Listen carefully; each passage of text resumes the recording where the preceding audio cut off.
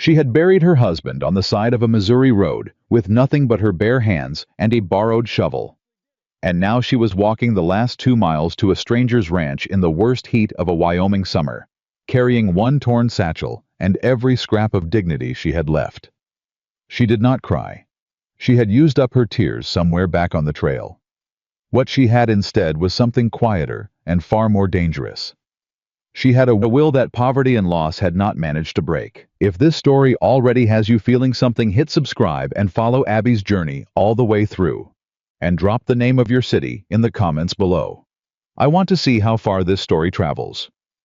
The wagon driver had taken her last 30 cents before he pointed down the wrong road. Abigail Mercer stood at the edge of a rutted dirt track in the punishing July heat of Wyoming Territory, 1874, and watched the wagon disappear over the ridge without a backward glance.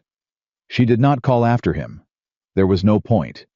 Men like that had already decided what a woman traveling alone was worth, and 30 cents was apparently the precise figure. She picked up her satchel. One of the leather straps had torn back in Kansas, and she had re-sewn it with a needle she kept pinned to the inside of her sleeve. The repair held. She started walking. The road was pale with dust. The sun pressed down on the back of her neck like a flat iron. Her dress, once gray, now the color of the road itself, stuck to her shoulders. She had not eaten since early morning. She had not slept more than a few scattered hours in 3 days. But she walked the way her father had taught her to work, a field-steady, methodical 1 foot in front of the other, without the luxury of complaint. Dry Creek Ranch appeared after nearly 2 miles. She heard it before she saw it. The sound of men's voices, of metal, striking metal, of horses shifting and blowing in the heat. Then the fence line came through the shimmer, and behind it, corrals and a bunkhouse and a main house with a wide covered porch. A working ranch, serious and large. Nothing soft about it. She stopped at the gate. A man sitting on a fence post turned and stared at her. Then another. Then 3 more came around the corner of the bunkhouse and stopped walking entirely. She knew that look. She had been receiving it since Kansas. It was the particular look men gave a woman who arrived somewhere alone, and poor, and without a man standing behind her. She unlatched the gate herself and walked through. "You lost, ma'am?" one of the younger hands called out. He was not being kind. His voice had that edge of amusement that always preceded the crueler version of the same question. "No," Abby said. "I'm looking for the owner." "What for?" "That's between me and him." The men exchanged glances. Somebody laughed low and dismissive. She kept walking toward the porch, her satchel hanging from her re-sewn strap, her chin level. Not proud exactly, just not lowered. The man on the porch had been watching her since the gate. Nathan Cole was standing with one hand resting on the porch railing, and he had the kind of stillness about him that came not from ease, but from long practice at holding everything in. He was tall, broad-shouldered, with dark brown hair going gray at the temples, and a face that the sun and the years had worked hard on. He did not look like a man who smiled often. He looked like a man who had decided somewhere along the way that most things in the world were not worth the trouble of a reaction. I was watching her, though, carefully. She stopped at the bottom of the porch steps. "Mr. Cole," she said. "That's right. My name is Abigail Mercer. I'm looking for work. Cook's helper, laundry accounts. Whatever you need done. I'm a good worker, and I don't cause trouble." Nathan looked at her for a long moment. Not unkindly, but thoroughly, the way a man looked at a horse he was considering buying and wanted to assess honestly. "You come alone," he said. "Yes, sir." "From where?" "Missouri originally. Most recently the trail." She paused. "My husband passed away in May." Something shifted in Nathan's expression. Not pity, she would have walked away from pity. It was something subtler than that. Recognition, maybe. Of loss. Of the particular weight a person carried when they showed up somewhere new, with grief still fresh and nowhere else to put it. "I'm not running a charity," he said. "I know that. I'm not asking for charity. I'm asking for work. I've got a cook already." "Then I'll be her helper. I'll do what needs doing." He studied her another moment. "You know anything about ranching?" Abby thought about her father's farm in Missouri, about the summers she had spent learning to rope and brand and read weather before it arrived. about every skill she had quietly carefully buried under the performance of being a decent, unobtrusive woman, because life had shown her what happened to women who showed too much. Some, she said. Nathan was quiet for a moment. Then he turned toward the door. Martha, he called. A woman appeared from inside.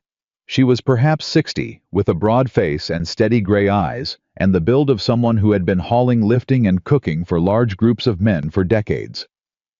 She looked at Abby and did not smile, but she did not dismiss her either. Give her the back cabin, Nathan said. Meals and $4 a month. She'll help in the kitchen and with whatever else needs doing. He looked back at Abby. You stay out of the way of the men. You do your work. You don't bring drama into my ranch. We understand each other. Yes, sir. Then go with Martha. Abby followed the older woman around the side of the house.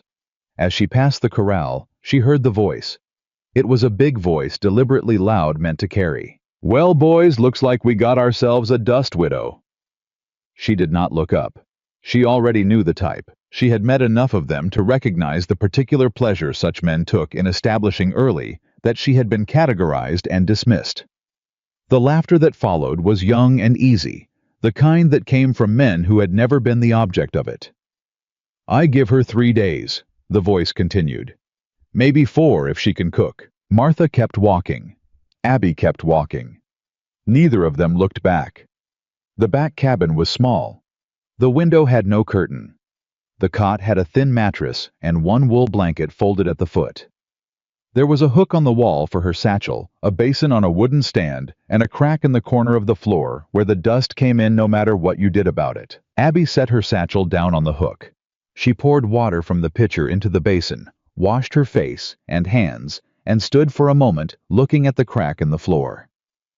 It ain't much, Martha said from the doorway. It has a door that closes, Abby said. That's more than I had on the trail. Martha looked at her for a moment, and something in the older woman's expression shifted just slightly, just enough. Supper's at 6, she said. Come early if you want to help. So, Abby came early.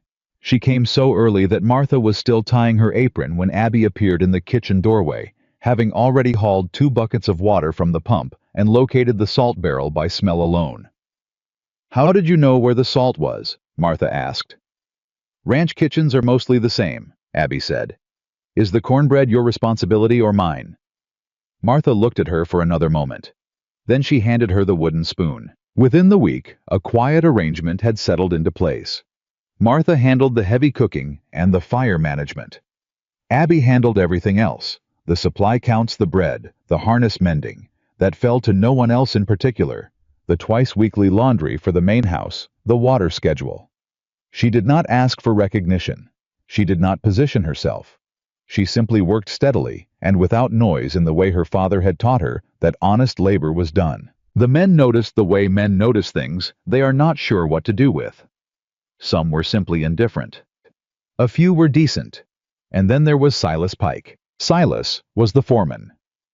He was a large man, broad in the chest, with a thick dark mustache and the easy confidence of someone who had held authority long enough to mistake it for a personal attribute. The men deferred to him. Nathan trusted him, or at least had trusted him long enough not to question it. And Silas had decided from the moment Abby stepped through the gate that she was a liability to his arrangement. He could not have explained why with any precision. She was a widow, helping in the kitchen. She was nobody.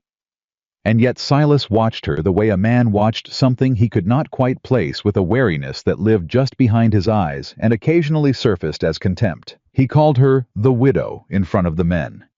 He made small comments about the waste of feeding a woman who didn't belong on a ranch. He questioned whether she'd counted the supply barrels correctly publicly during morning meetings, as though her numbers were likely wrong. Abby corrected the numbers quietly with the ledger open on the table. Silas did not like that. But it was the afternoon of the steer that changed everything. It was a Tuesday, deep into the brutal part of July, when the heat stopped being weather and became something personal. The men had been moving cattle in the far pasture, and 3 of them had driven a steer into the main corral that had been fighting the fence since mid-morning. He was a big animal, dark and wide in the neck, the kind of bull-tempered steer that could injure a man if handled carelessly. Abby had been carrying laundry from the line when the shouting started. She set the basket down at the fence and watched. Two ranch hands tried to rope the steer and failed, their loops dropping short and wide as the animal threw its weight against their attempts. The third man managed to get his loop on, but lost his footing in the dust and had to let go. She heard Silas's voice before she saw him. "Somebody catch that animal before it tears through the fence." Nobody moved. The steer was circling now, dangerous and fast, and the men were watching from the rails with the particular stillness of people reassessing a situation. Silas looked around the corral with visible disgust. His gaze found Abby at the fence. "Maybe the widow wants to try," he called out. There was laughter, easy, immediate, reflexive. "She looks like she's got experience with ropes. Or maybe just with losing." The laughter got louder. Someone added something she didn't catch, and the men around him grinned. Abby looked at the steer. She looked at the rope lying in the dust where the third hand had dropped it. She looked at Silas, who was already looking away, back toward the failed hands, with his arms folded across his chest, satisfied with himself. She climbed through the fence rails. The laughter did not stop immediately. It actually got louder for a moment, the version of laughter that greets something it believes will be a good joke. A few men hooted. Silas turned back around with an expression that was ready to enjoy what he assumed was about to happen. Abby walked to the rope without hurrying. She picked it up, turned it once in her hands, feeling the weight and the condition. Old rope, dry from the heat, but still usable.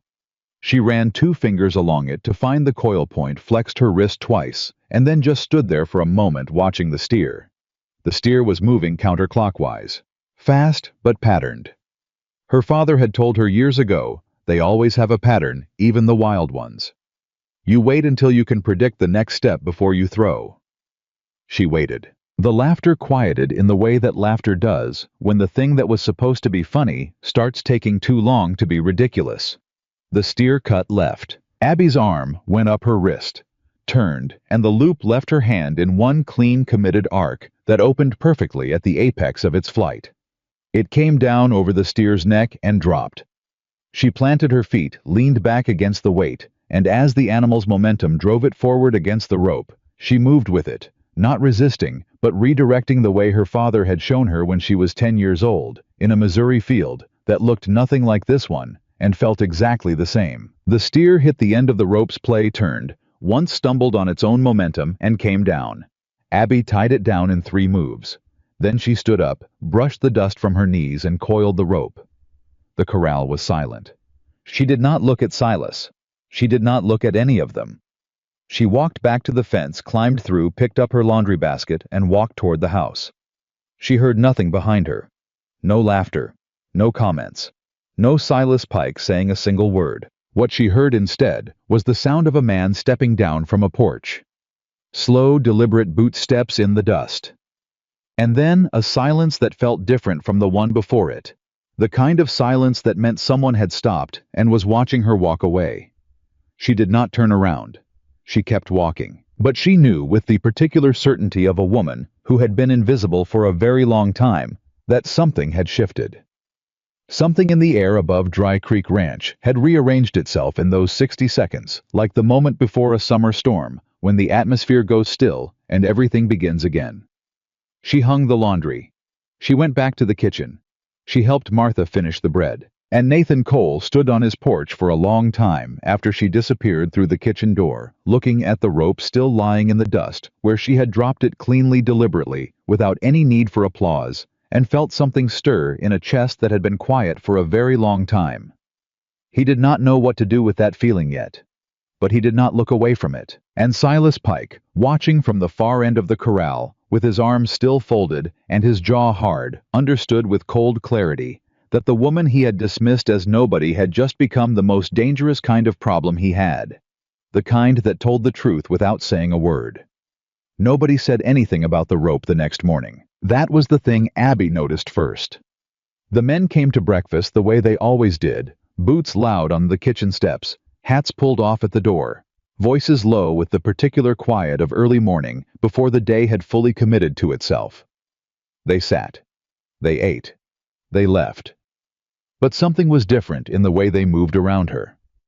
The youngest hand, a boy named Cody, who could not have been more than 19, stepped aside to let her pass through the doorway with the coffee pot. He did not make a show of it. He simply moved, like it was a thing a person naturally did. Abby poured coffee and said nothing. Martha noticed. She noticed the way women who have survived long and male-dominated spaces notice things not with surprise, but with the careful attention of someone cataloging information that might matter later. She watched Cody step aside. She watched two other hands suddenly find something interesting to look at on their plates when Abby passed. She watched all of it from the stove with her arms crossed over her chest, and a small expression on her face that she did not bother to name. After the men left, Martha set a plate on the table beside Abby's. "Sit down," she said. It was not a question. Abby sat. Martha poured 2 cups of coffee and lowered herself into the chair across the table, with the careful deliberateness of a woman whose knees had opinions about sudden movements. She wrapped both hands around her cup and looked at Abby for a moment without speaking. "Where'd you learn to rope like that?" she said finally. "Missouri," Abby said. "My father ran cattle, not a large operation, enough to work." "He teach you himself." "He didn't have sons," Abby said. "So yes." Martha made a sound in the back of her throat that was not quite a laugh, but belonged in the same family. "How long you been hiding it?" Abby turned her cup in her hands. "Long enough." Martha nodded slowly. Like that answer, confirmed something she had already suspected. "Silas is going to come at you harder now," she said. "You know that." "I know. He doesn't like being made to look foolish." "I didn't do it to make him look foolish," Abby said. "I did it because somebody needed to catch that steer." Martha looked at her with those steady gray eyes. "Don't matter why you did it," she said quietly. "Matters what it cost him in front of the men.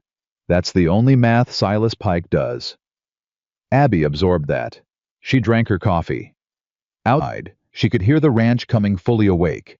Horses' voices, the rhythmic hammering from the far fence line, where 2 hands had been repairing posts all week. "Has he always been this way?" Abby asked. Martha was quiet for a moment. "Silas has been foreman here 8 years, she said carefully.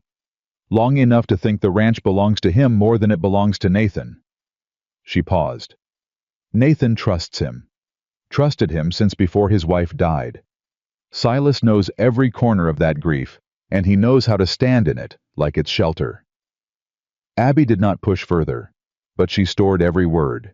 She went back to work. The supply count that morning turned up a discrepancy that had not been there the week before. 3 barrels of salt pork had been recorded as used in the kitchen ledger, but Abby had only pulled from 1. She checked the entry twice. The handwriting was Silas's blocky forward, leaning the kind of script that pressed hard enough to leave an impression on the page beneath. She closed the ledger and put it back exactly where she had found it. She did not say anything. Not yet. But she felt a cold, precise alertness settle into the base of her spine. The same feeling she had learned to listen to on the trail. The feeling that preceded things going wrong if you didn't pay attention. She paid attention. The days that followed moved with the rhythms of a working ranch in summer. Hot, physical, relentless, full of small crises that needed managing before they became large ones.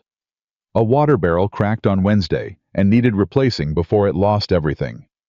Abby spotted the hairline fracture during her morning rounds and reported it to Martha before the day's heat finished the job. Thursday, 2 horses came in from the far pasture with what looked like the beginning of a fever, and Abby recognized the signs from her father's farm, the particular way their ears tracked without fixing on anything, the heat behind the jaw. She told Nathan. I was on the porch going over papers when she came up the steps. She had not interrupted him before. She was aware of it. "Mr. Cole," she said. "The 2 roans from the east pasture. Their temperatures are up and they're tracking wrong. Might be the beginning of summer fever.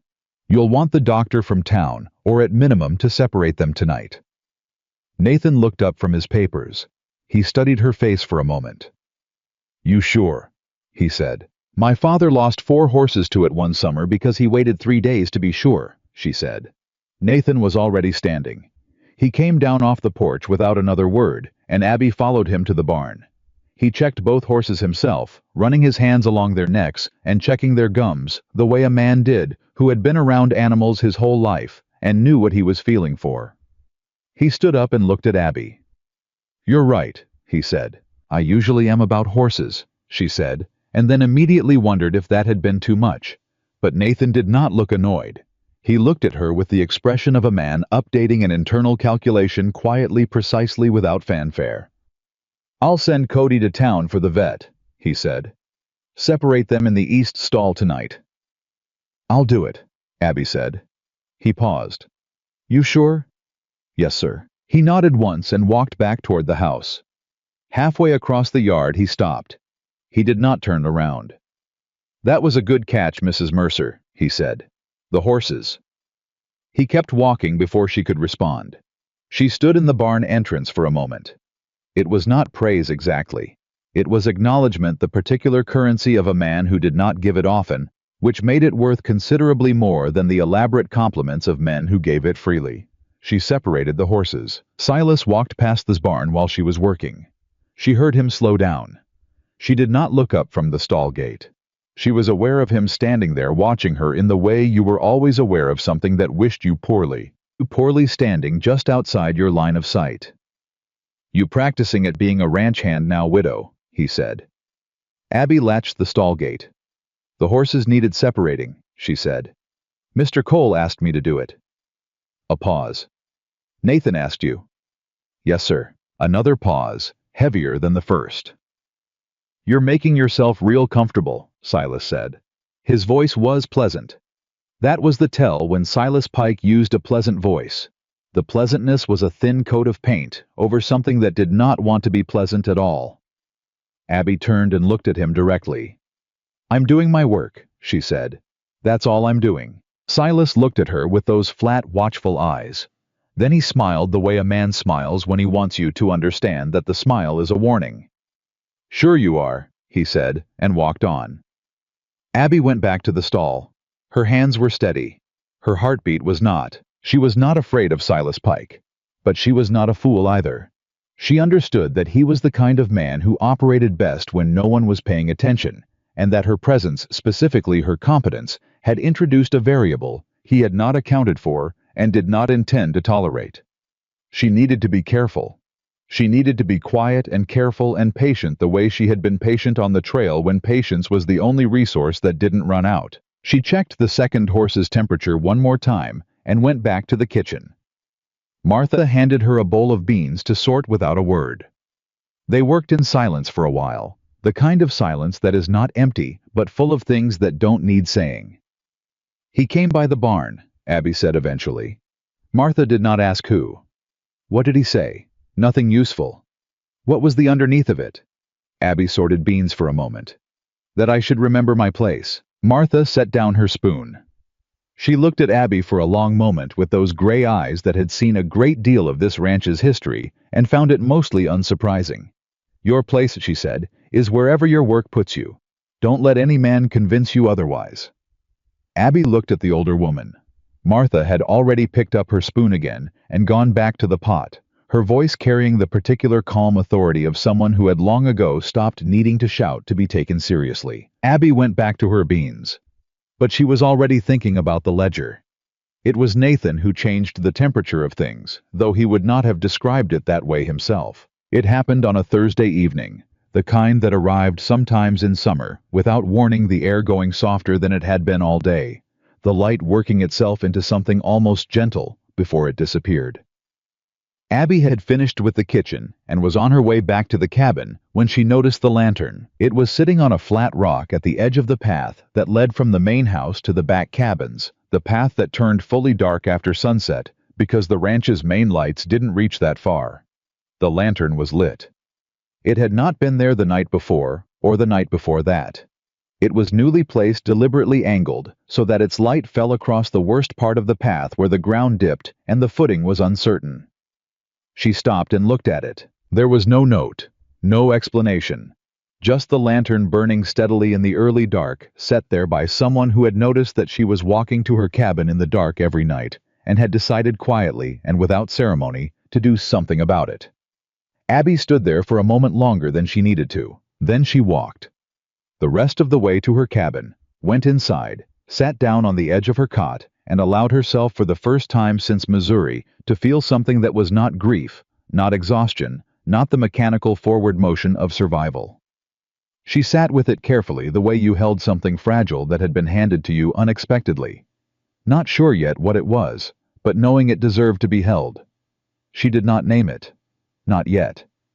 She went to sleep. The following morning, she watched Nathan pass through the kitchen before dawn, as he did most mornings, collecting coffee from the pot Martha always left ready. He did not look at her. He collected his cup, checked the weather through the window, set the cup down, and walked back out. She did not mention the lantern. Neither did he. But 3 days later, when she came back from the wash house after dark, and the lantern was still there, freshly oiled, wick trimmed, she understood that this was not a one-time gesture.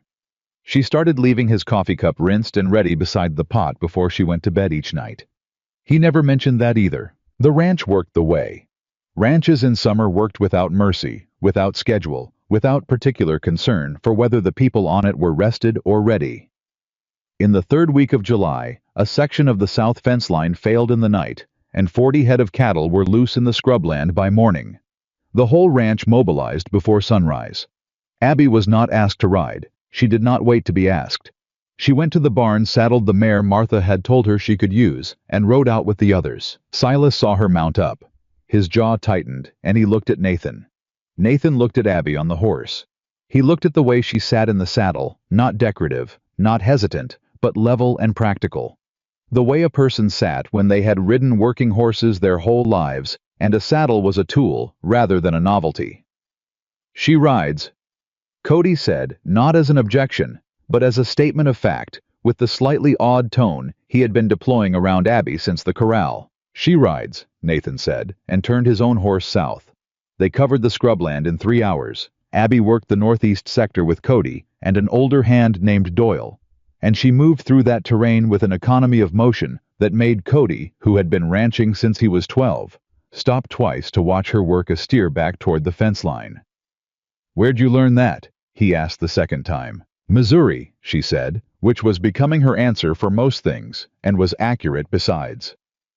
By noon, 37 of the 40 head were recovered. 3 had gone too deep into the scrubland to locate without more time. Nathan called the search at midday. The men were exhausted and the horses were hot. As they rode back, Silas moved his horse alongside Nathan's, and Abby heard him say quietly, but not quietly enough, "You want to keep the widow riding with the men, that's your call. Seems like a distraction to me." Nathan did not answer for a moment. "She found 11 head this morning," he said finally. "Cody found 9. Doyle found 6. He paused. "She's not a distraction, Silas. She's the most useful person in that sector." Silas said nothing after that. But when he looked at Abby across the yard as they unsaddled the calculation, in his eyes had shifted. It was no longer contempt. It was something colder and more deliberate. It was a man deciding what to do about a problem. Abby unsaddled the mare without rushing. She felt Silas watching. She kept her movements unhurried, methodical, because showing discomfort would have been the same as showing weakness, and she had not survived widowhood and the Missouri Trail and 30 cents and 2 miles in July, heat to show weakness to Silas Pike in a barn. She led the mare to water, and then she went and found the ranch ledger. She had been thinking about the discrepancy in the salt pork entries since the week before, but the conversation with Martha about Silas and the way he used Nathan's grief like shelter had been sitting in the back of her mind like a stone she kept touching with her tongue. The ledger was kept in Nathan's office on a shelf beside the window, available to anyone who needed to reference the supply counts. She had a legitimate reason to look at it. Martha had asked her to check the flour and cornmeal records against what remained in the storeroom. She took the ledger off the shelf. She was not looking for anything specific. That was the honest truth of it. She was following a thread, the kind of instinct that had saved her more than once. The feeling that a number was wrong, that a count didn't add up, that something in the edges of a thing was not quite flush.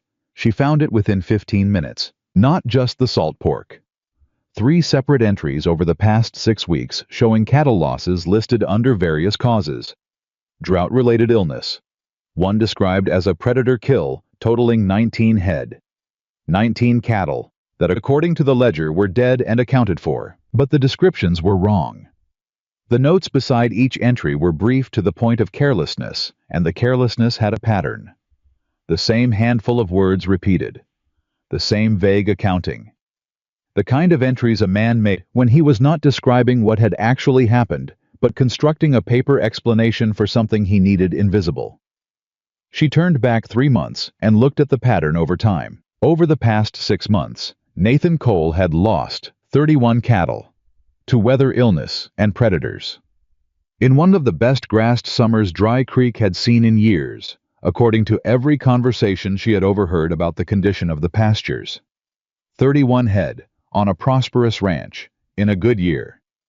She put the ledger back on the shelf. She stood in Nathan's office for a moment, looking at the place where it sat at the whole quiet room, the papers on his desk, the coat on the hook, the worn place on the arm of his chair, and she thought about what Martha had said, about how Silas knew every corner of Nathan's grief and stood in it like it was shelter. And she understood with cold precision exactly what Silas Pike had been doing in that shelter. She needed more than a ledger. She needed physical evidence. She was still thinking about it when she stepped back outside and nearly walked directly into Cody, who was crossing the yard with a pair of gloves in one hand and looking at the ground with the distracted energy of a young man running through something in his mind. "Sorry, ma'am," he said, pulling up short. "It's all right," Abby said. Then carefully, "Cody, have you noticed anything unusual about the cattle movement at night? Late drives, animals being moved after dark?" Cody went still. It was the kind of stillness that meant the question had landed on something that had already been sitting in him, something he had been carrying without knowing what to do with it. "Why?" he said. His voice was careful in the way that young voices got when they were trying to decide whether to trust something. "Because I'm trying to understand the supply records," Abby said. "And something doesn't add up." Cody looked at her for a long moment. He looked back toward the bunkhouse. He looked at the ground. And then he said very quietly, "I've heard horses at night, past the south fence, more than once." "Recent," Abby said. "Last week," he said. "And the week before." He paused. "I asked Silas about it. He said he'd moved some animals to the far pasture for the grass." "Did you believe him?" Abby asked. Cody looked at her. In that look was the particular exhaustion of someone who had been telling himself a story he didn't fully believe because the alternative was harder. "I didn't look too close," he said. "Cody," she said gently, "don't say anything to anyone about this conversation." He nodded once fast, the way young people nodded when they were grateful for the structure of a clear instruction. She walked back to the kitchen. She helped Martha with supper. She served the men their meal and listened to the ordinary conversation of a ranch at the end of a long day, and watched Silas at the far end of the table cut his meat with the practiced ease of a man who believed himself untouchable. She kept her face neutral, but the cold alertness in her spine had settled into something harder and more defined. Now the way a storm consolidated itself out of general pressure into the specific intention of thunder. She knew what Silas was doing. She did not yet have everything she needed to prove it. And then she remembered the old smokehouse. It sat at the back edge of the property near the south fence line, decommissioned years ago when Nathan had built the new one closer to the main house. Abby had passed it twice on her rounds, and noticed without specifically noting that the ground around it was more disturbed than old unused structures typically were. Scuffs in the dirt. A fresh scrape on the doorframe. Details too small to mean anything on their own. She waited until the following evening, when the ranch settled into its after-supper quiet, and Silas was visible at the far corral with 2 of the older hands. She walked to the old smokehouse. The door was not locked. It opened on recently oiled hinges, another detail that landed wrong against the building's supposed disuse. Inside the space was dim and close, and smelled of old wood and something else. Something metallic. She let her eyes adjust. In the far corner, half buried under a loose board that had not been nailed in any time recently, the iron was half visible. She crouched down and pulled the board back. It was a branding iron, heavy, well used. She turned it in her hands to read the mark. It was not Dry Creek's brand. It was not any brand she recognized from the surrounding ranches. It was a mark she had never seen, which meant with near certainty that it belonged to no registered ranch in the territory. A rebrand iron. She knew exactly what it was for. She put it back. She replaced the board. She walked out of the smokehouse, closed the door behind her, and stood in the evening heat for a moment, with the particular stillness of a woman who has just confirmed something she wished had remained a suspicion. She went back to the kitchen and helped Martha wash the supper dishes and said nothing at all about what she had found. Not yet. Because what she had now was physical evidence of a theft operation that had been running under Nathan Cole's roof beneath his grief at the expense of his ranch and his livelihood for months. And she needed to decide very carefully what to do next. She dried the last dish. She put it on the shelf. She said goodnight to Martha and walked the lamp-lit path back to her cabin and sat down on the edge of her cot and looked at the crack in the floor where the dust came in, no matter what you did about it. She had come to this ranch with nothing but a torn satchel and the skills her father had given her. She had not come here to look away from what was wrong. She had not survived everything that had put her on this road in order to keep her eyes down now. The iron was in the smokehouse. The numbers were in the ledger. And Silas Pike was sitting at Nathan Cole's table every day, eating his food, collecting his wages, and moving his cattle in the dark, while Nathan sat alone in a house full of grief and trusted the wrong man. Abby lay back on the cot and stared at the ceiling. She was going to need the ledger pages. She was going to need Cody. She was going to need the right moment and the right words, and she was going to need to be absolutely certain before she walked into Nathan Cole's office and told a grieving, private, deeply guarded man that the person he trusted most had been stealing from him for the better part of a year. She closed her eyes. Outside, somewhere past the south fence in the darkness beyond the lantern's reach, the night was very quiet. Too quiet, maybe. The kind of quiet that came just before something broke. She gave herself 2 more days, not because she was afraid, or not only because of that, but because she understood that walking into Nathan Cole's office with an accusation against his most trusted foreman required more than a branding iron and a ledger discrepancy. It required certainty. It required the kind of evidence that left no room for a man like Silas to talk his way around, to reframe, to redirect back onto the woman making the claim. She had watched enough of the world to know how that went, so she waited, and she watched, and she kept her face neutral at supper, and her movements unhurried in the yard, and she listened to the ranch, the way her father had taught her to listen to weather, not for the obvious sounds, but for the ones that were missing. On the second night, she heard the horses. It was past midnight. She had not been sleeping. She rarely slept well anymore. Hadn't since Missouri, and the sound came to her through the cabin wall, the way sounds did, in that kind of heat, traveling farther than they should in the still air. Hoofbeats. Not fast, not panicked. Deliberate. The particular cadence of cattle being moved slowly and quietly by someone who did not want the movement noticed. She sat up. She did not go to the window. She did not light a lamp. She sat in the dark and counted the sounds and mapped them against what she knew of the ranch's geography. The south fence line, the old creek bed, the trail that ran behind the smokehouse and connected eventually to the back road that led away from Dry Creek's property without passing the main gate. She counted to 60 after the sounds faded. Then she got up dressed in the dark and went to Nathan's office. She had made her decision. The main house was unlocked. Nathan didn't lock it at night. She had noticed that early on, a small detail that said something about the kind of man he was or had been before grief made him careful about other things. She moved through the kitchen past the table where they had never once sat together, but whose chairs had begun to feel familiar, and down the hall to the office. She took the ledger off the shelf. She took 3 pages of blank paper from the desk drawer. Working by the thin light coming through the window, she copied out the 6 most damning entries, the cattle losses, the dates, the false descriptions in her own hand, noting the discrepancies against the actual supply counts she had been maintaining in her own small notebook since her first week at Dry Creek. She put the ledger back. She folded her copied pages and put them inside her dress against her ribs, where they would stay until she needed them. She went back to her cabin. She lay down on the cot.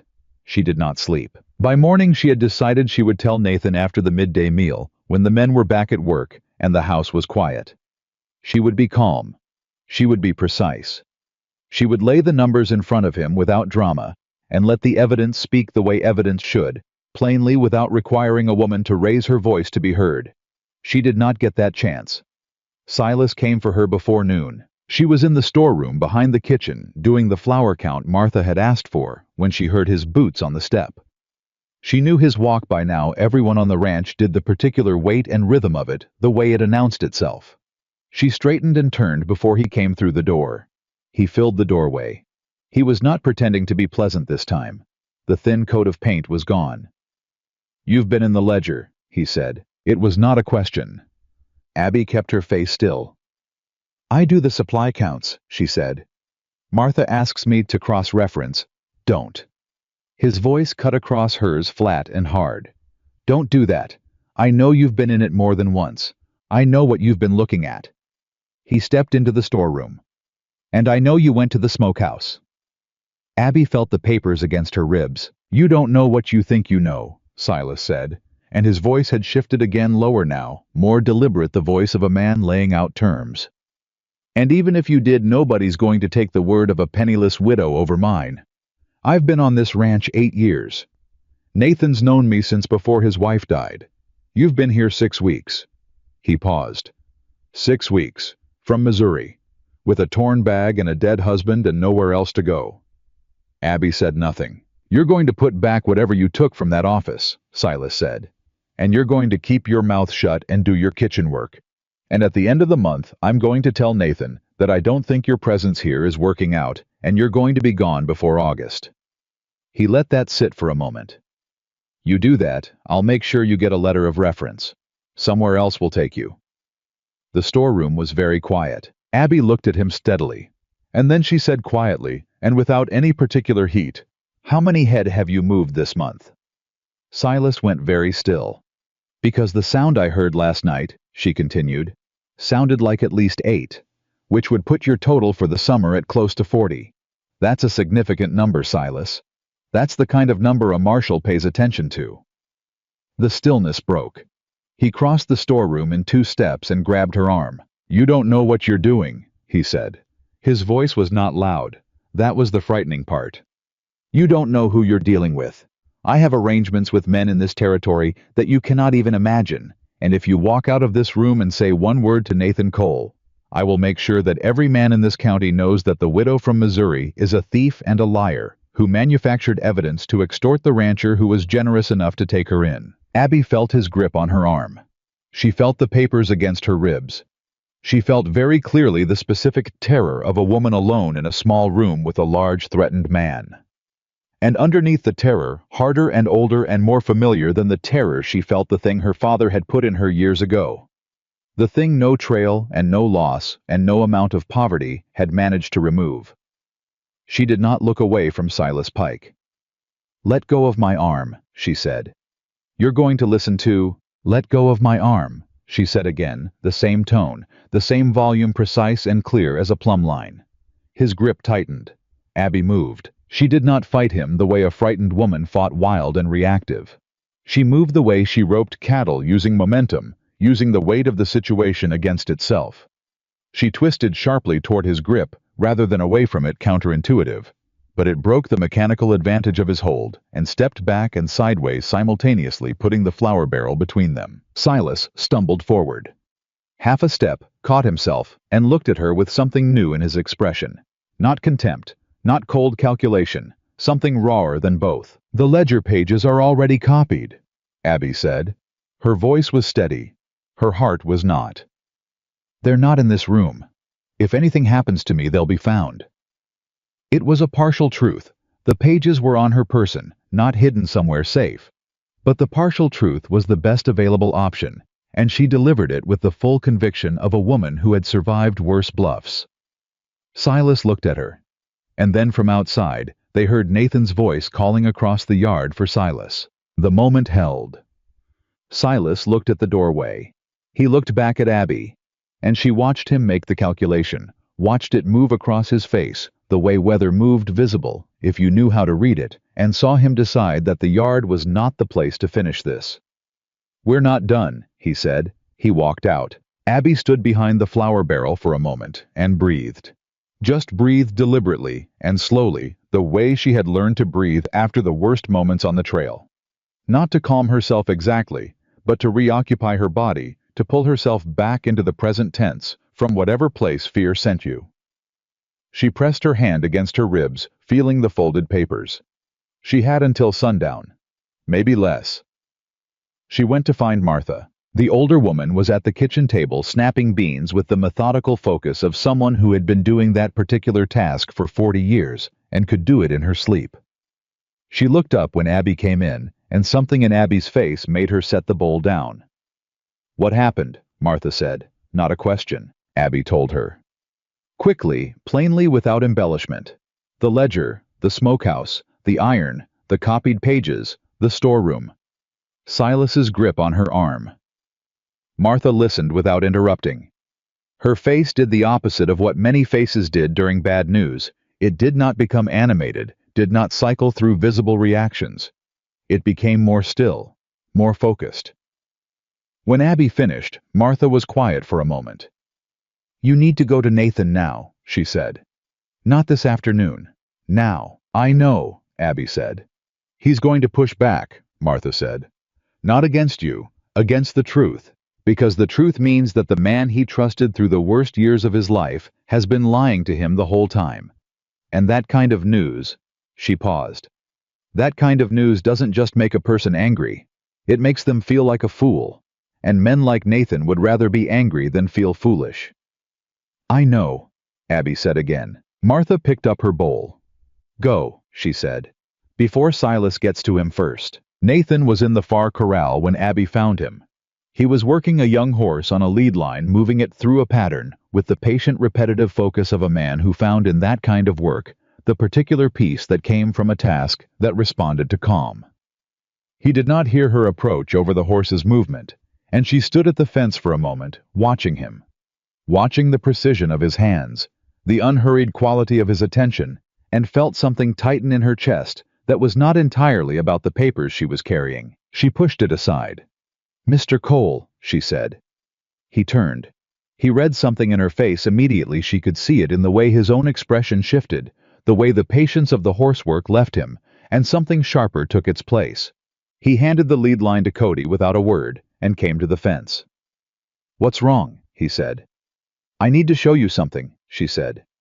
"Inside, without Silas nearby." Nathan looked at her. He looked across the yard toward where Silas was talking to two of the older hands near the bunkhouse. He looked back at Abby. He did not ask why. He simply said, "Office, 5 minutes." She was waiting when he came in and closed the door. She laid the copied pages on his desk. She walked him through it the way she had planned, calmly, precisely, one entry at a time. The cattle listed as dead. The dates. The pattern. The way the entries were written, the same handful of words, the same vague causes, the carelessness of a man who trusted that no one was looking closely enough to notice. Nathan stood at his desk and read. He did not say anything for a long time. "And the iron," Abby said. She told him about the smokehouse, the recently oiled hinges, the disturbed ground, the rebrand iron buried under the loose board with its unregistered mark. Nathan's jaw was very tight. "This morning," Abby said, "he came to the storeroom. He told me to put back whatever I'd taken and keep quiet." She paused. "He grabbed my arm."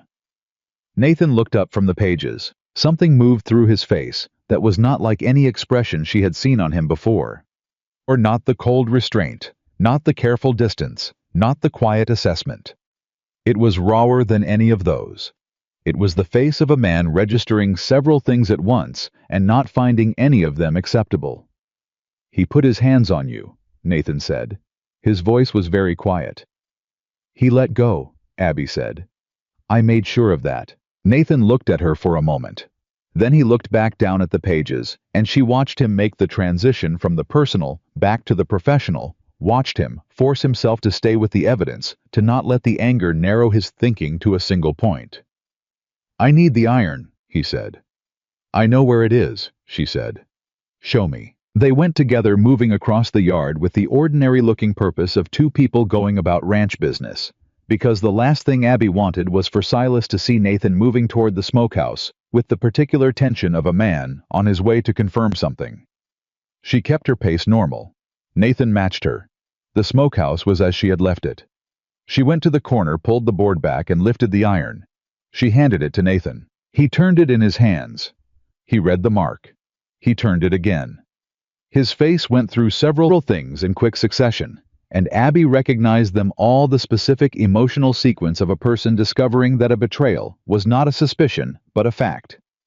Disbelief, first brief and reflexive. Then the collapse of disbelief as the evidence held. Then something darker and quieter moving in underneath. 8 years, Nathan said almost to himself.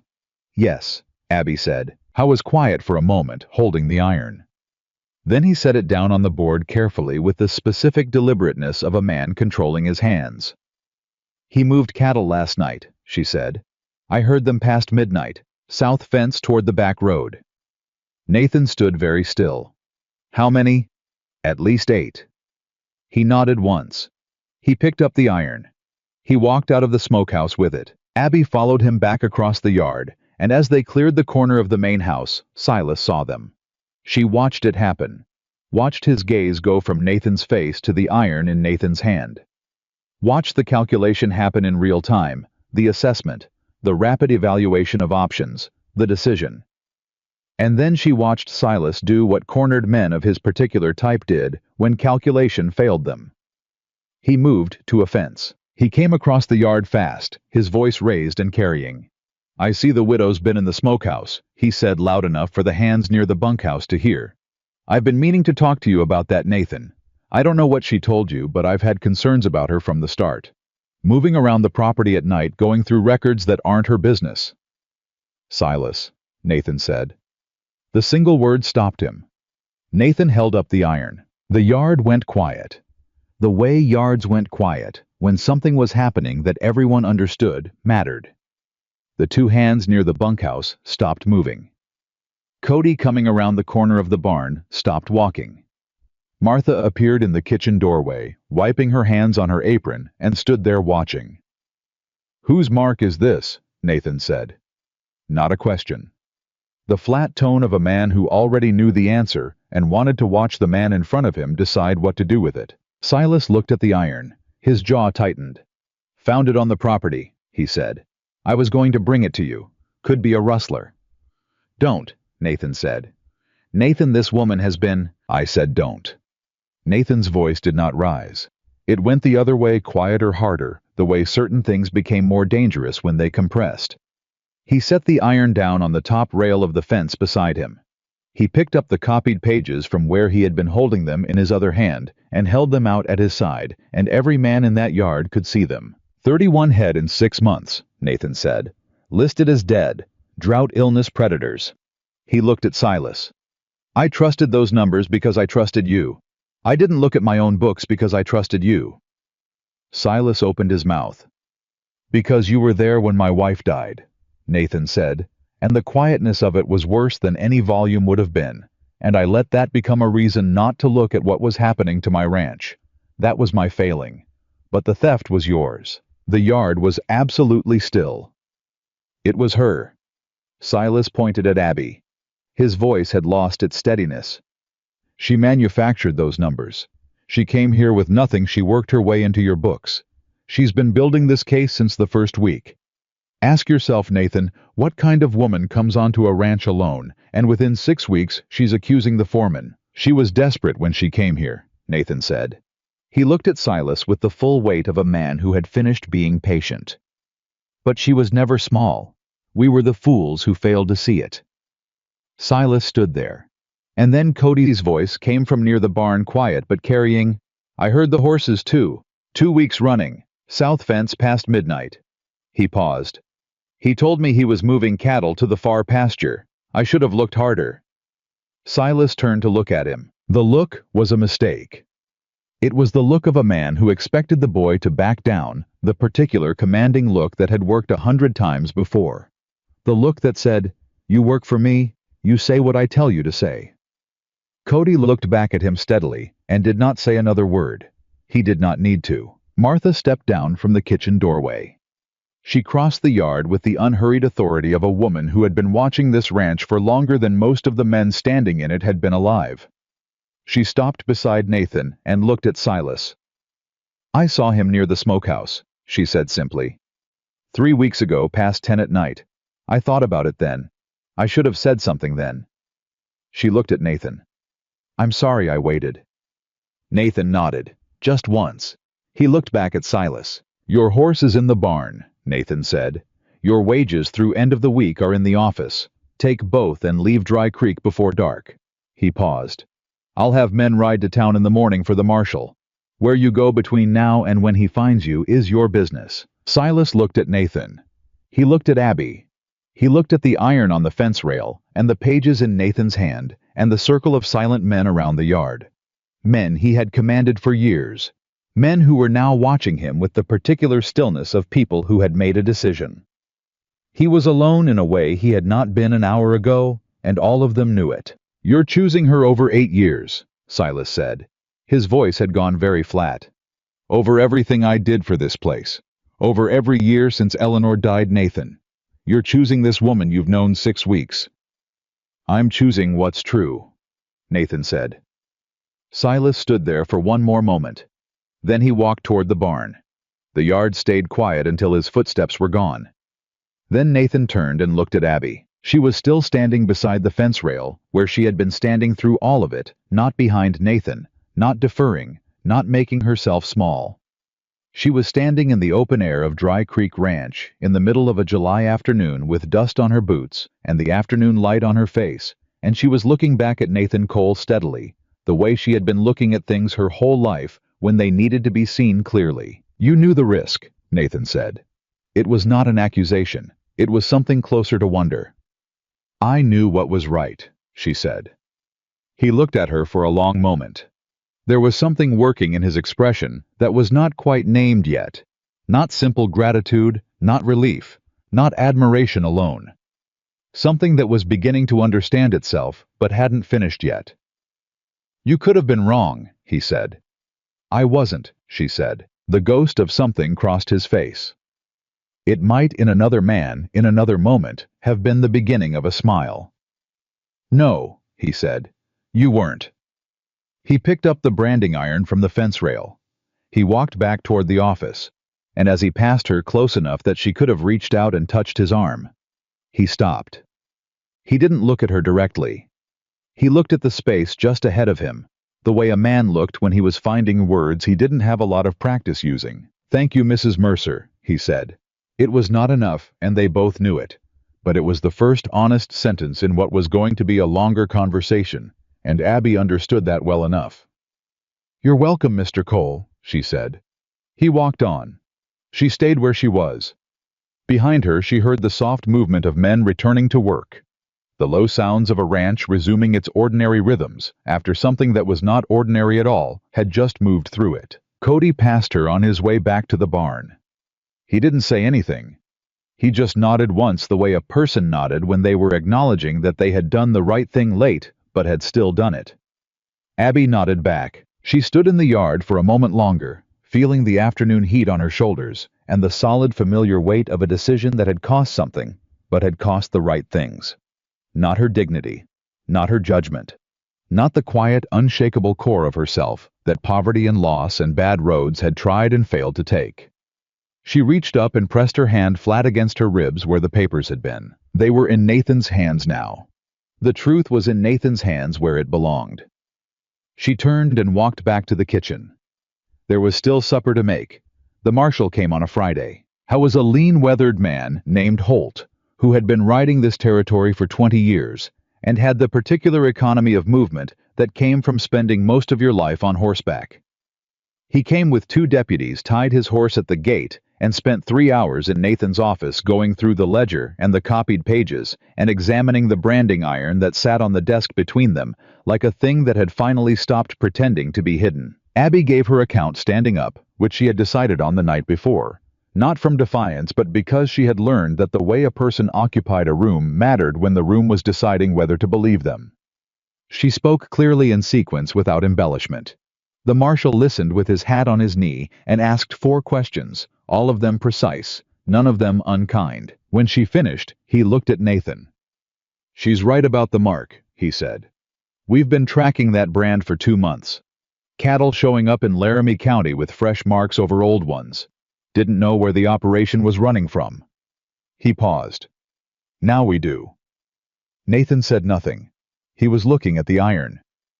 "You want to press charges," the marshal said. It was not entirely a question. "Yes," Nathan said. The marshal nodded, stood, and picked up his hat. He looked at Abby on his way to the door. "You've got a good eye, ma'am," he said, "and better nerve than most men I've dealt with." He said it plainly, the way a man stated a fact he had no particular stake in, and walked out. The door closed. Nathan and Abby were alone in the office. Nathan was still looking at the iron on the desk. The afternoon light came through the window and lay across his hands, and Abby looked at those hands, the worn knuckles, the work-roughened palms, and thought about everything they had built and maintained and lost and kept going anyway. "He's going to tell them I manufactured it," Abby said. "Silas, whatever story he gives the marshal, that'll be part of it." "Holt's been looking for this operation for 2 months," Nathan said. "He doesn't need your testimony to make the case. The iron makes the case." He finally looked up from the desk. "You gave him the thread. He'll follow it." She nodded. Nathan stood. He picked up the iron and set it on the shelf behind him. Not hidden, just moved aside, cleared from the center of things. Then he turned and looked at her with an expression she had not seen before, something that was working its way toward directness and not quite arriving yet. "I owe you an apology," he said. Abby blinked. "For what?" "For not seeing what was happening in my own ranch." He paused. "For letting a man use my grief as cover for 8 years of theft. For not looking at my own books because it was easier to trust than to verify." He said it evenly, without self-pity, the way a man accounted for his failures when he respected himself enough to be honest about them. "And for the first day, when you came to the gate, I made you ask twice." "You gave me the cabin," Abby said. "I gave you the worst cabin," he said. She almost smiled. "It had a door that closed." "That's a low bar, Mrs. Mercer." "I've worked with low bars before," she said. "I know how to clear them." He looked at her for a moment. Then he said, "I'd like to move you into the main house. Proper room. Not as a servant, as the person responsible for the household accounts and supply management. Your name on the ranch records." He paused. "Officially." The weight of that landed in Abby's chest in a way she had not fully prepared for. Not the room. The room was practical, comfortable, a significant improvement over a cabin with a cracked floor. It was the other part. Her name. On the records. Official and visible and real. "That'll cause talk," she said. "It'll cause talk either way," Nathan said. "Might as well be the true version." She looked at him. "All right," she said. He nodded once, the way he did when a thing was settled. He walked to the door, then stopped, his hand on the frame. "Supper," he said without turning around. "Eat at the main table tonight, not the kitchen." He walked out before she could answer. Abby stood in the office for a moment alone with the afternoon light and the empty desk and the shelf where the iron now sat facing the wall. She pressed her hand flat against her ribs again, an old habit, now the gesture she made when she needed to confirm she was still in her body, still present, still here.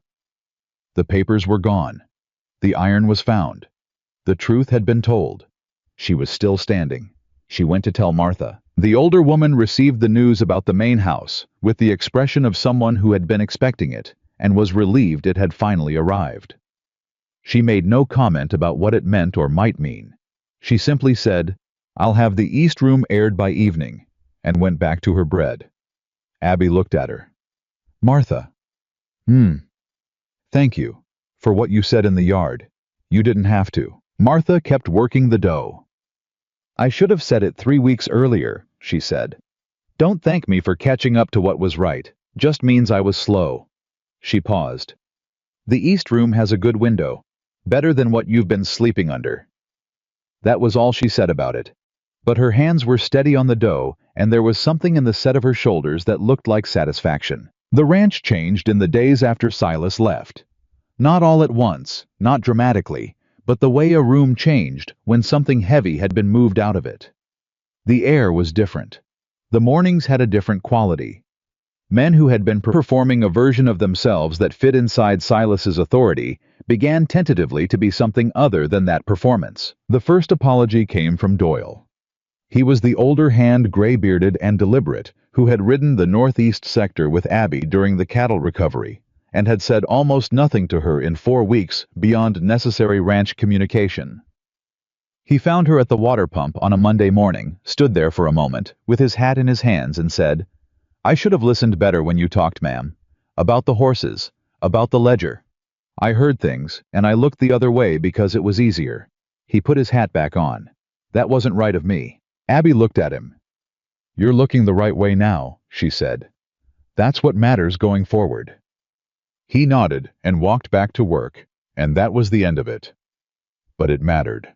The small, unglamorous honesty of a person admitting they had made a wrong choice mattered more than a larger gesture from someone with less to lose by making it. Cody came to her 2 days later about the roping. "Would you teach me?" he said. He had the careful phrasing of someone who had rehearsed the question before asking it. "The way you throw. I've been doing it wrong my whole life, I think. Too much arm, not enough wrist." "Yes," Abby said. "Tomorrow morning before the heat comes in." He came before sunrise. She started from the beginning weight of rope coil, the point of release, the relationship between your stance and the loop's opening. She taught the way her father had taught her without impatience, with the particular rhythm of someone who understood that a skill earned over years could not be transferred in an hour, but the foundation could. By the end of the first morning, Cody's loops were opening cleaner and wider than they had before. He didn't say much when they finished. He coiled the rope, looked at it, looked at her. "Your father must have been a good teacher," he said. "I was," she said. And the grief that moved through her at those words was familiar, but no longer crushing. It was the grief of someone who carried loss as part of themselves, rather than something they were pinned beneath. "He taught me to do things properly," she said, "not just adequately." "There's a difference," Cody said. "There's always a difference," she said. He came back the next 3 mornings. And then 2 of the other younger hands started showing up without being asked, standing at the fence, watching, and then gradually drifting closer. And by the end of the week, Abby had 4 people learning to rope in the early morning before the day's work began. Nathan watched from the fence one morning. He didn't say anything, but she was aware of him there the way she had become aware of him in general, a specific awareness calibrated differently from how she tracked the other people on the ranch. He watched for about 20 minutes, and then walked back toward the house, and as he passed the fence rail, he said without stopping, "You could have charged for that." "I could have," she agreed. High-mata sound that she was beginning to understand was the nearest thing he had to a laugh. Half brief, dry, genuinely there. It was on a Wednesday evening, 10 days after Silas left, that everything shifted again. They had been sitting on the porch after supper, not by arrangement. It had simply happened the way things happened when 2 people's natural movements began to converge without either of them acknowledging it. Abby had come out for the evening air. Nathan had been there already. She had sat in the other chair, and they had been quiet for a while, in the way they had learned to be quiet together, the kind of silence that did not require filling. Nathan spoke first. "Eleanor died in August," he said. He said it the way people said things they had been deciding whether to say for a long time. Not heavily, not with ceremony, but with the particular care of someone picking up something fragile they had been afraid to touch. "Summer fever. Same as the horses you caught in time." He paused.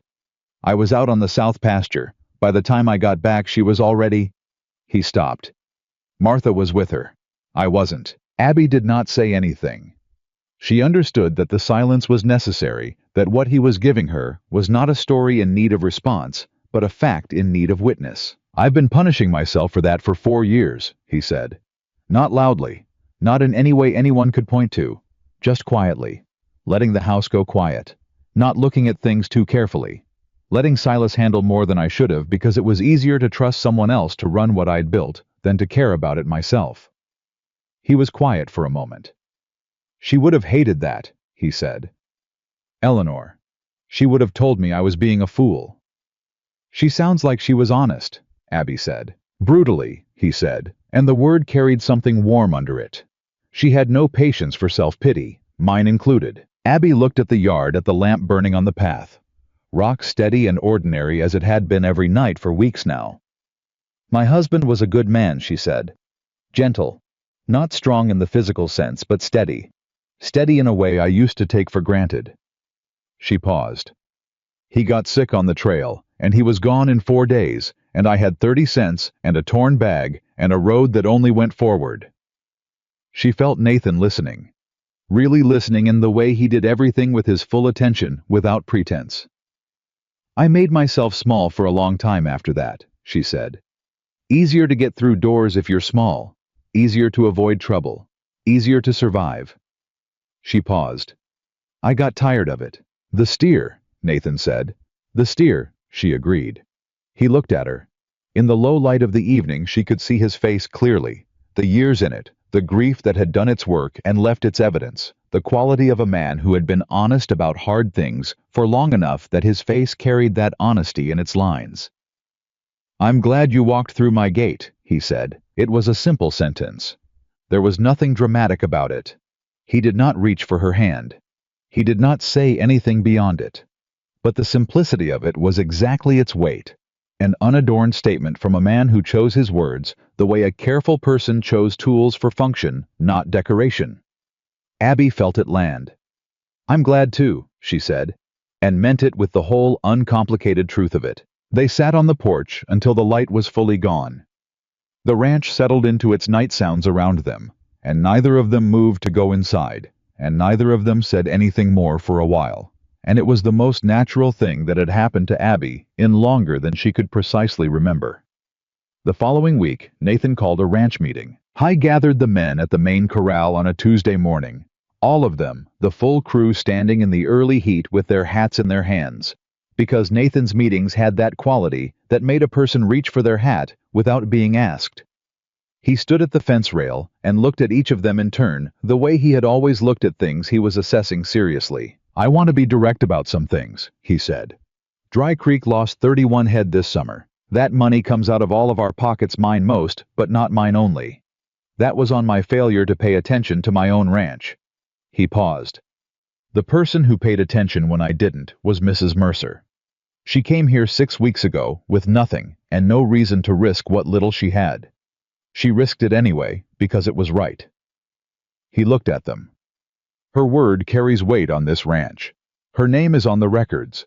Anyone who has a problem with that can take it up with me personally. Nobody said a word. Nathan looked down the line of faces. Cody is acting foreman until I appoint permanent, he said. He's young. Help him rather than test him. A pause. That's all. He walked back toward the house. Cody stood very still for a moment, staring at the space where Nathan had been. Then he looked at Abby with an expression that was somewhere between overwhelmed and determined. Well, he said. You'll be fine, she said. You don't know that, he said. I've got better odds on you than most, she said. You listen, that's more than half of it. He put his hat back on and turned to the men, and Abby watched him do it. Watched the young man she had taught to open a rope loop cleanly step into a larger responsibility with the particular straightening of a person discovering they were capable of something they hadn't been sure of, and felt a quiet, warm satisfaction that had nothing to do with credit or recognition. It had everything to do with having been useful where it mattered. That evening she went to the east room for the first time and set her satchel on the hook by the door. The same satchel with the re-sewn strap, repaired with the needle she still kept pinned inside her sleeve. The room had a proper window with clean curtains.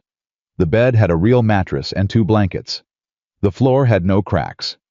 She sat on the edge of the bed and looked at the room. She thought about this cabin, about the cracked floor and the 1 wool blanket and the way she had told Martha it had a door that closed, and meant it, because at that point in her life, a door that closed was genuinely more than she had been counting on. She looked at the curtains on the window. She thought about her father's fields and her husband's steady hands and the trail that had taken everything and left her at a gate in the worst heat of a Wyoming summer with 30 cents and a story that had not finished being told. She was still in it. The story, still inside it and still moving. She lay back on the proper mattress and looked at the ceiling of a room in a house where her name was on the records and felt something settle in her chest that she recognized after a moment as the particular weight of a person who had stopped waiting to feel safe and had simply finally become it. Outside, the lantern on the path was burning. It was always burning now. The letter from Laramie came on a Thursday morning. Cody brought it in from town with the supply run, set it on the kitchen table without ceremony, and went back to the yard. Martha looked at the seal, looked at Abby, and went back to the stove. Abby picked it up and carried it to Nathan's office and set it on his desk without opening it, because it was addressed to him, and she had not yet become the kind of person who opened what was not hers, even when she suspected what was inside. Nathan came in from the morning rounds, read the seal, and opened it standing at the desk. She was in the doorway when he looked up. Silas was taken in Laramie County 4 days ago, he said. The iron matched 2 operations they'd been tracking. He's been charged. He set the letter down. The marshal says the cattle sales traced back to a trader named Garrett, the same man who handled the transactions, both of them. He paused.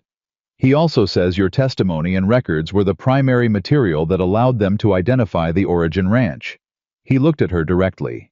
He used the word indispensable. Abby stood in the doorway and felt the word land. Not with triumph.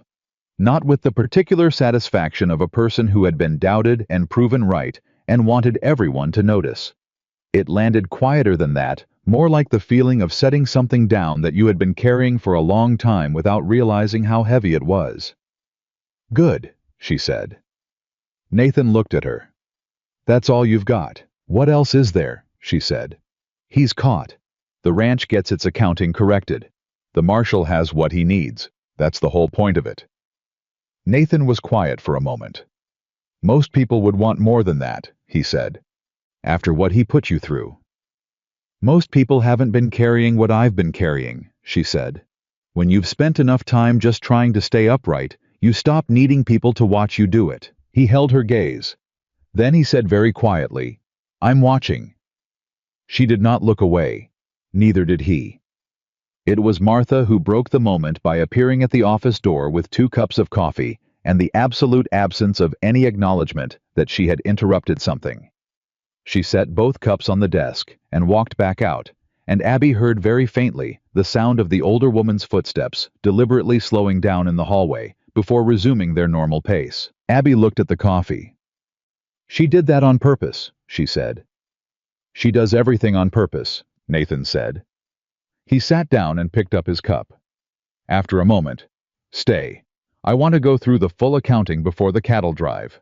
She sat. They worked for 2 hours side by side at the desk, going through 6 months of ledger entries and separating the legitimate losses from the manufactured ones. Abby cross-referenced against her own supply notebook, which she had maintained meticulously from the first week, and Nathan worked the numbers while she called them. They had done this before in smaller pieces, but not like this, not the full picture, the whole scope of what Silas had taken. When they were finished, Nathan sat back in his chair and looked at the final tally for a long moment. 43 head, he said. Over 8 months. 43, Abby confirmed. That's a significant portion of the summer's revenue. Yes, she said. But the herd is healthy. The pasture is in good condition. The water situation is better than last year based on what Doyle told me about the Eastern Creek levels. She paused. The ranch is sound, Nathan. What he took was real, but it didn't break what you built. It just borrowed against it without permission. Nathan looked at her. Something in his expression shifted, the particular shift of a man who had been bracing for a blow, realizing the floor was still under him. The drive is in 3 weeks, he said. I know, she said. I want to talk about the route. This was where everything turned. The summer cattle drive to the northern market was the single most important revenue event of Dry Creek's year, and Nathan had been running it on the same route for a decade east out of the ranch along the main road through Carver's Pass, north to the trading post at Millfield. It was a known route, reliable. But this summer, 3 separate reports had come back through town about trouble in Carver's Pass. Not official reports, the kind of news that traveled person to person, the kind that arrived without precision but carried a specific weight that experienced people learned to take seriously. Rustlers. Working the pass. 3 ranches had reported losses on that route in the past 6 weeks. Nathan had spread the reports on the desk beside the ledger. He was looking at them the way he looked at problems directly, without flinching, but also without the particular creative flexibility of someone who had options he hadn't yet considered. Abby looked at the map he had unfolded between the papers. She looked at Carver's Pass, marked in faded ink. She looked at the route running east from Dry Creek, and then she looked at the white space to the west of it, the territory she knew from her own traveling from the road that had brought her into Wyoming from the south, from conversations with the wagon driver who had taken her last 30 cents and left her at the wrong turnoff. She put her finger on the map. "There's a dry creek bed," she said. "Runs northwest from the lower pasture. I crossed it coming in from the south. It looks like nothing, no water, barely a trail, but it opens up after about 4 miles into a grass corridor that runs all the way to the Millfield Road. Comes out about 8 miles north of the pass." Nathan looked at where her finger was. "I've never run cattle through there," he said. "It avoids the pass entirely," she said. "The grass is sparse in the corridor, but adequate for a 2-day drive. Water at the northern end before it meets the road." She paused. "I can't tell you it's easy. I can tell you it avoids the men who are waiting for you in the pass." Nathan studied the map for a long moment. She could see him working it, weighing the known risk of the pass against the unknown difficulty of a route he had never used, calculating water and grass and time and the physical condition of the herd against the very real possibility of driving 40-something cattle into an ambush on a road that 3 ranches had already paid for. "How sure are you about the grass corridor?" he said. "Sure enough to stake the drive on it," she said. He looked at her. "You'd stake your own word on it." "I already am," she said. He looked back at the map. He was quiet for a long moment. Then he folded the map and stood up. "I'll talk to Cody and Doyle tonight," he said. "We move in 3 weeks, western route." Abby let out a breath she had not realized she was holding. "You should be there," Nathan said. He was looking at the shelf, not at her, but his voice had the particular quality it got when he was saying something that mattered more than his posture suggested. "On the drive." She looked at him.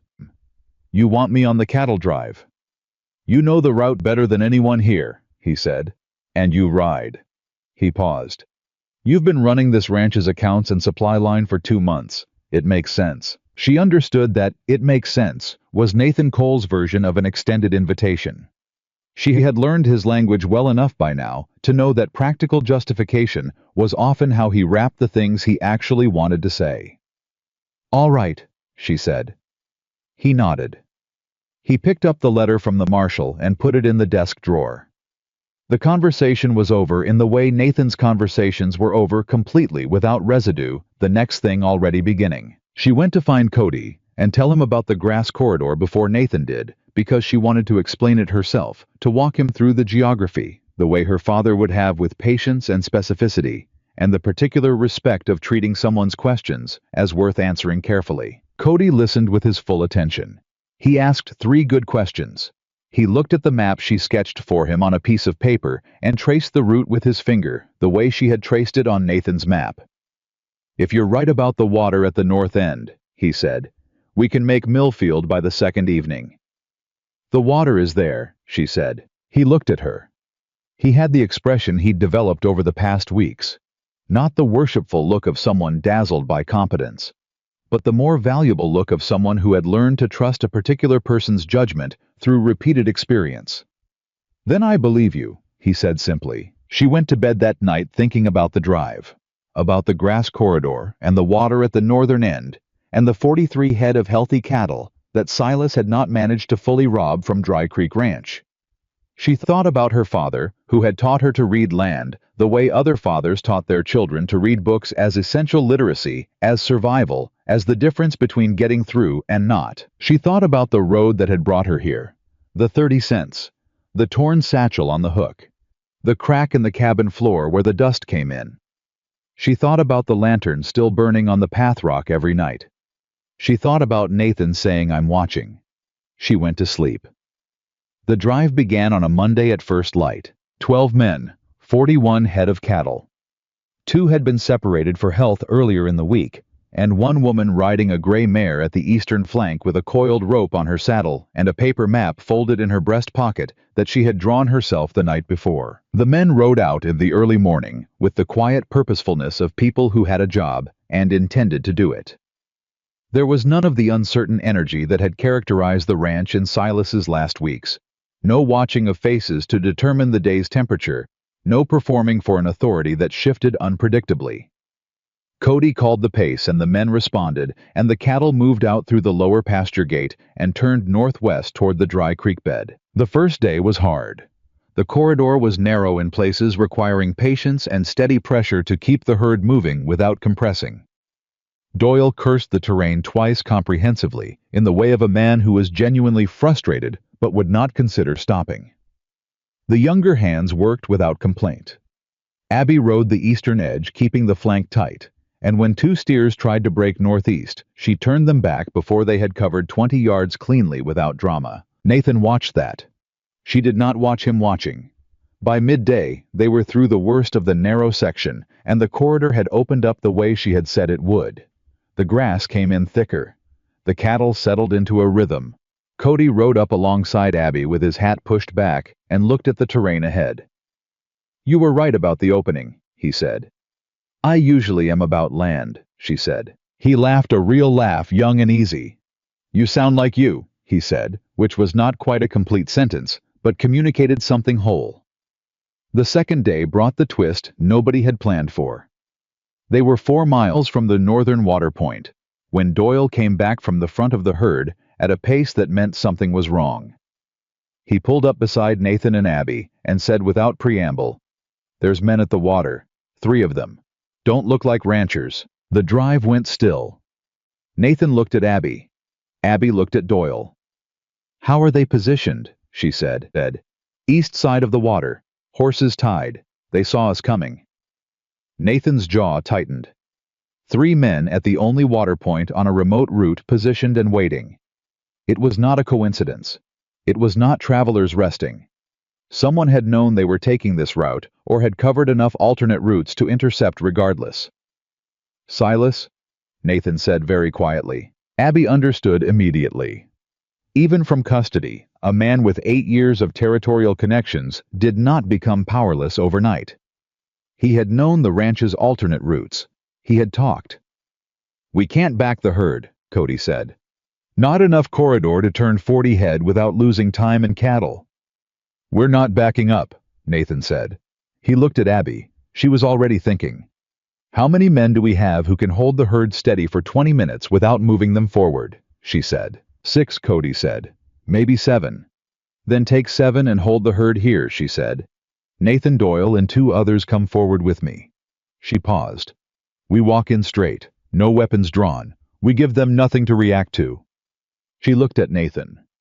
"They're waiting for a drive they can spook and scatter. If we come in calm and direct, they lose the advantage." Nathan looked at her for one long moment. "You've done this before," he said. "Something like it," she said. "On the trail. Different men, same math." He made his decision in the time it took to exhale. "Cody, hold the herd," he said. "Doyle with me." He looked at Abby. "Lead." She led. They rode in at a walking pace. 5 riders, unhurried in a line that was neither aggressive nor retreating.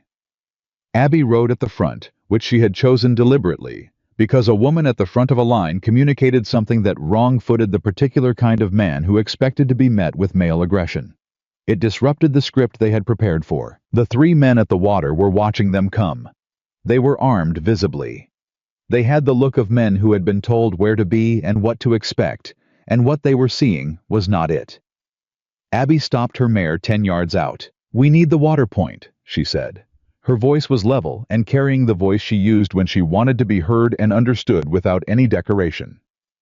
"We've got 40 head behind us, and we're moving through to Millfield.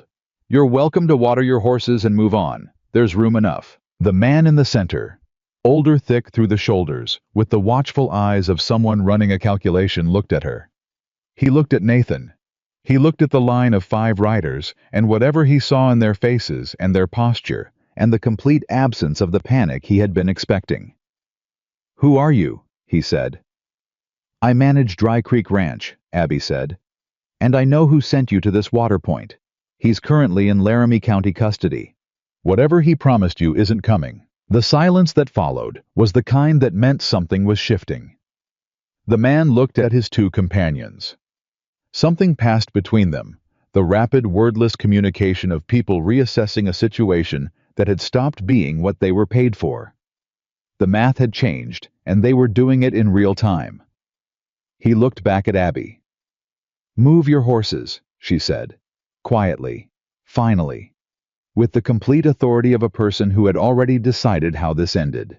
He moved his horse. All three of them did. They cleared the water point without another word, rode east, and did not look back. Doyle let out a long breath.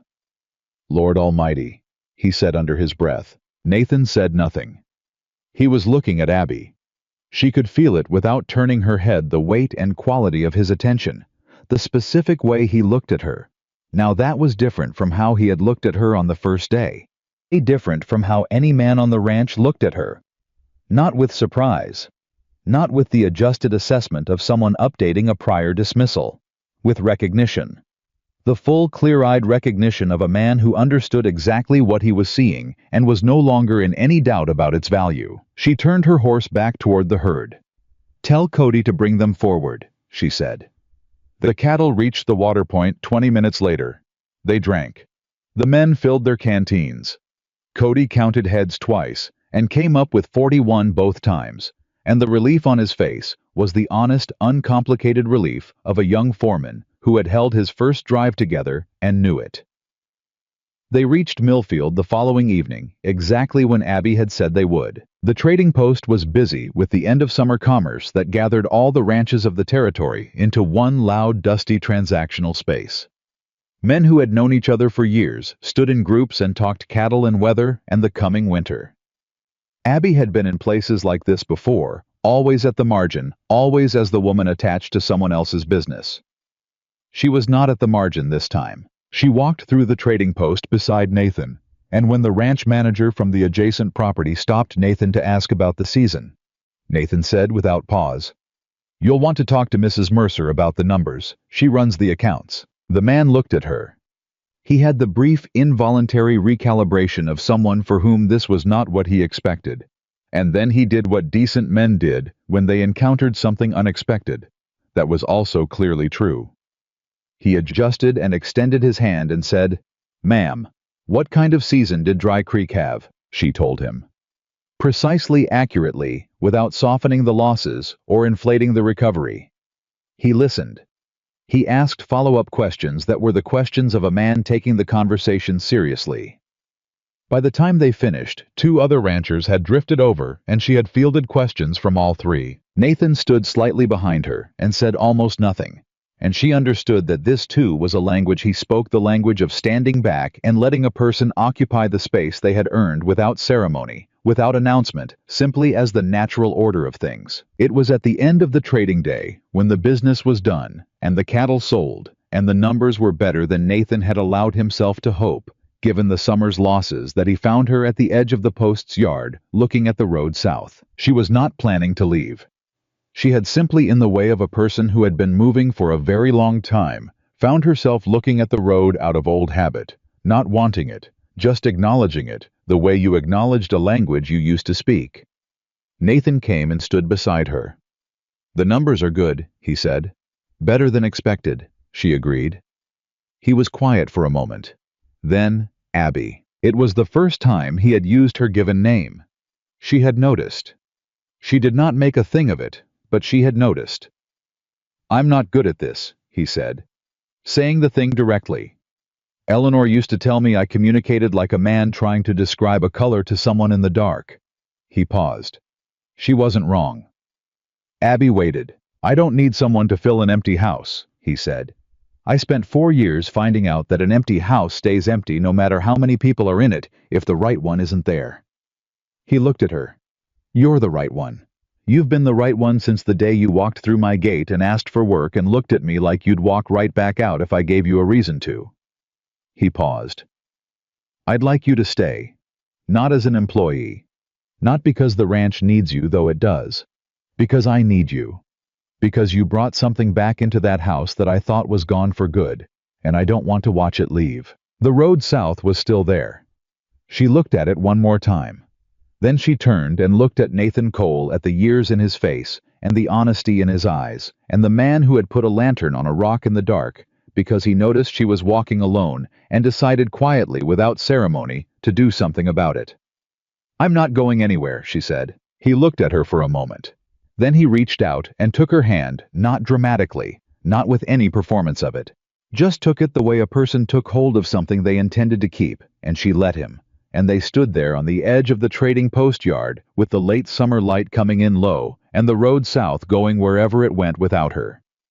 They rode back to Dry Creek the following morning. The ranch received them the way a place received people who belonged to it, with the ordinary sounds of a working day.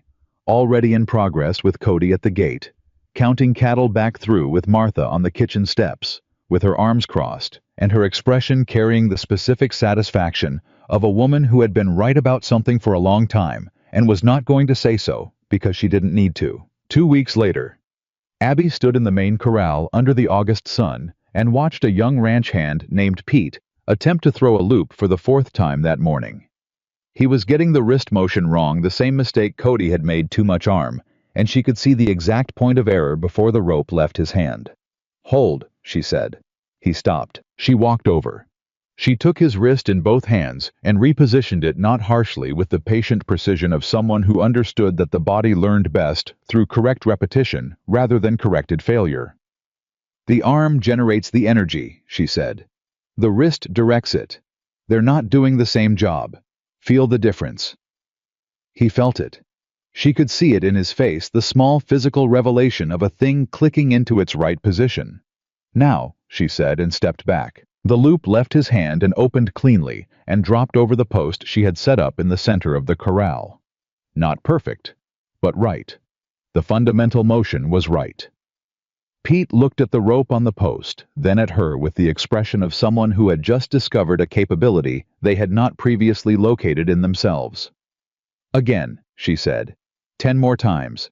Then we'll move to the real thing." Nathan was at the fence. He had been there for a few minutes. She always knew when he arrived, the same specific awareness she had carried since the early weeks, now familiar and steady as a heartbeat. He had his arms resting on the rail, and the particular quality of stillness about him that meant he was not watching to assess, but simply to be present in something he valued. She did not stop her work. Pete threw the loop 9 more times. By the 10th, the motion was consistent. Clean and consistent, built on a correct foundation that would hold. "Good," she said. "Tomorrow the steer." She walked to the fence. Nathan was quiet for a moment, looking at the corral, at Pete coiling his rope with the careful attention of a person newly respectful of a tool. "You know what I thought," Nathan said, "that first afternoon, when you picked up the rope." "What did you think?" she said. "I thought you were going to embarrass yourself," he said. "And I felt bad about it. I thought she's going to try, and the men are going to laugh harder, and I'm going to have to intervene, and she's going to have to live with it." He paused. "I was wrong about what I was watching." "You were watching what everyone else was watching," she said. A woman with a torn bag and dust on her dress picking up a rope she had no business touching. "No," he said. He turned and looked at her. "I was watching a person who had already decided. I just didn't understand yet what they'd decided." She looked back at him. "And now I understand," he said. Simply, completely. The summer held for another 3 weeks before the first edge of autumn came into the air. Barely a hint. Just the particular sharpness of early morning that told the land something was preparing to change. Abby felt it on the walk to the barn one morning, and stopped for a moment, just stood in the yard with her face turned up. She had arrived at this ranch in July, with nothing but what her father had given her, and what loss had left behind. She had walked through a gate, and asked for work, and refused to make herself small, when smallness was the easier option. She had kept her eyes open when it was dangerous to keep them open. She had told the truth when the truth required more courage than she had been certain she possessed, and the ranch had given it back. Not as rescue, not as charity. as recognition, the exact and honest recognition of what she had always been and brought with her on the day she arrived. She went to the barn. She saddled the gray mare. She had work to do. Abby Mercer had come to Dry Creek Ranch with nothing but her father's lessons, a widow's grief, and a will that the world had tried and failed to break. She had thrown one rope in the dust on a July afternoon, and the life she built afterward was not given to her. It was not handed over by a kind man or a fortunate circumstance. It was built the way all real things were built, by a person who showed up, paid attention, told the truth, and refused, even when refusing cost something to become less than she was. Sometimes the world laughed because it could not recognize strength in quiet hands. But strength did not require an audience. It required only the person who carried it, and the decision made again every morning to carry it forward. Abby carried it forward. She always had.